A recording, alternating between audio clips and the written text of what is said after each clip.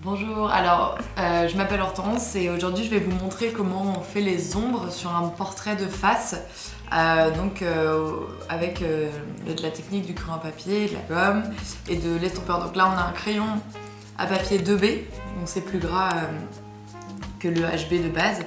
Là on a une mine graphique, donc c'est vraiment très gras.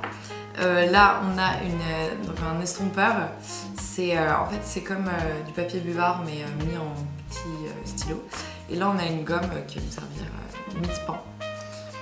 Donc qui gomme sans faire de traces. Donc c'est très pratique quand on dessine au crayon à papier.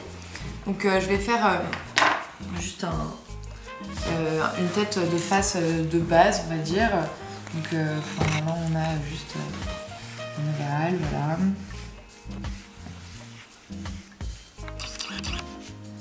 Voilà.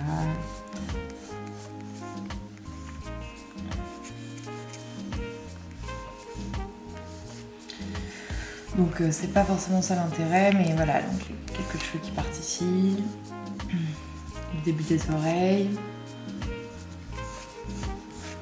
Voilà, donc une tête de base. Beaucoup de cheveux, tant pis.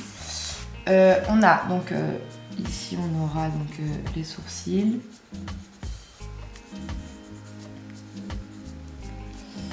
Ils sont pas très droits.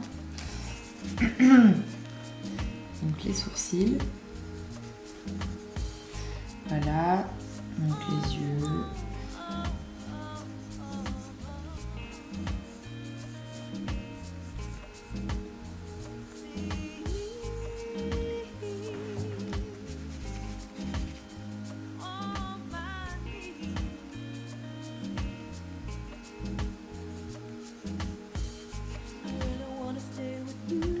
Mettons qu'il n'y ait vraiment aucune ombre sur le visage dès le début, donc ça va être un peu une tête sans expression au début. Là. Donc voilà, on a une tête de base sans expression. On va quand même faire les yeux, mais donc voilà, juste les yeux tout simplement. Voilà.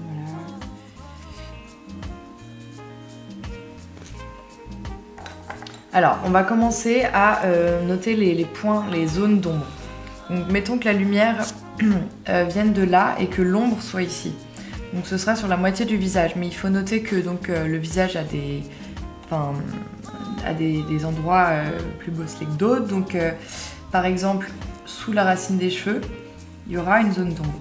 Voilà, je la fais grossièrement et on pourra ensuite l'augmenter. Ensuite, on aura ici encore une zone d'ombre par les cheveux. Ici en dessous du sourcil, donc gauche. Ici, donc il faut vraiment marquer l'arête du nez. Parce que c'est un sommet, donc voilà. Sous l'œil aussi. Donc, ensuite marquer la pommette pour un visage de base féminin. Donc là on a en dessous du nez, on a aussi une zone d'ombre là. Et ici aussi en dessous, donc ensuite donc on va estomper un petit peu donc les zones d'ombre avec une espèce de buvard en stylo, voilà, et les faire de façon la plus naturelle possible. Donc voilà.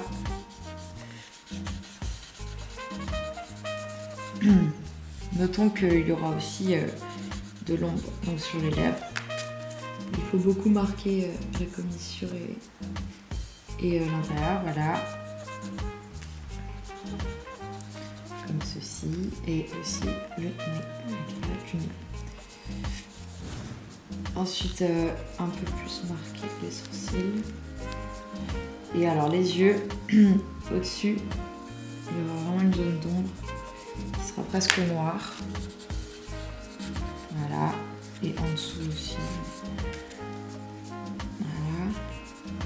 Contrairement à l'autre où ce sera vraiment beaucoup moins marqué. Voilà, donc là, on peut carrément mettre l'ombre jusque là. Vraiment marqué.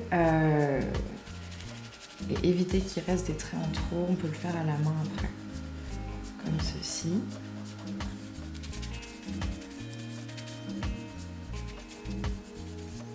Ensuite, voilà. Les oreilles, on rajoute. Voilà. Et donc de ce côté-là, il y aura aussi des ombres, mais beaucoup plus légères. Voilà. Vous rappelez qu'il y a aussi ici des... il y a aussi donc des reliefs, mais beaucoup moins marqués. Donc en dessous des cheveux, les oreilles, mais sinon... Ah oui, et donc tout autour du visage, et surtout au niveau du cou, ce sera vraiment beaucoup plus foncé. Quitte à ce que ça ressemble à une barbe au début. Voilà.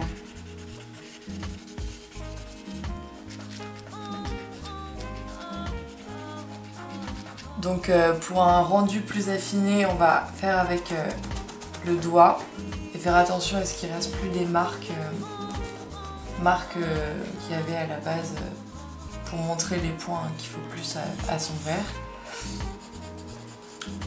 Voilà.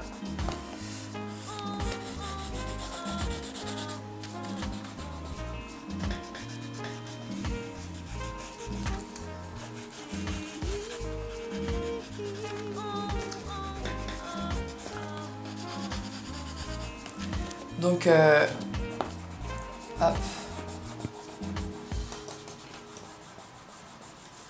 Maintenant, on peut prendre, pour une touche finale, ce que je fais moi, mais qui n'est pas obligatoire.